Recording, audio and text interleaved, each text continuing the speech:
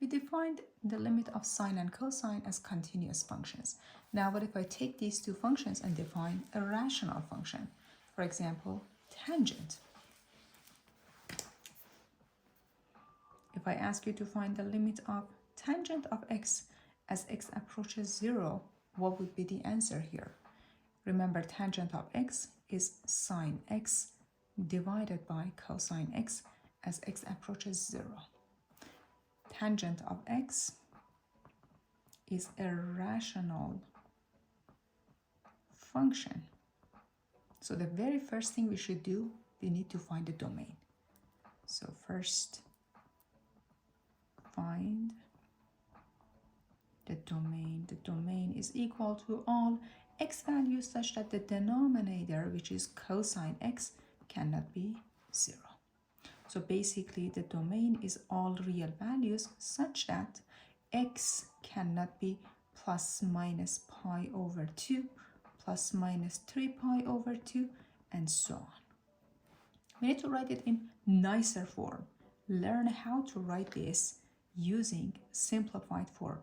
X cannot be, here we have 1 pi, 3 pi, so we are basically multiplying pi over 2 by odd numbers, all right? Plus minus odd.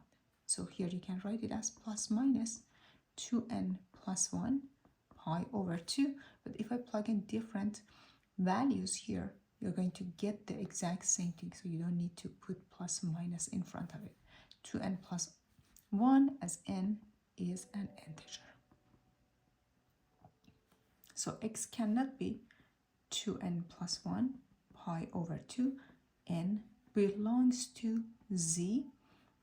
It means that n is an integer. N as a variable belongs to z integers.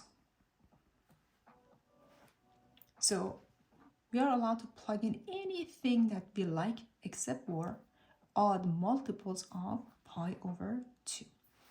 0 is not a multiple of, odd multiple of pi over 2, right? So you can easily plug that in. It's going to be sine of 0 divided by cosine of 0, which is 0 divided by 1 or 0. We can take a look at the graph of tangent as well. Graph of tangent repeats itself multiple times, but it has some vertical asymptote, as you learned in pre-calculus. At pi over 2, negative pi over 2, and so on, it has vertical asymptotes. For the rest of them, the graph of tangent repeats itself. And basically, you can see when x approaches 0, the function is 0. Again, remember that this function repeats itself indefinitely.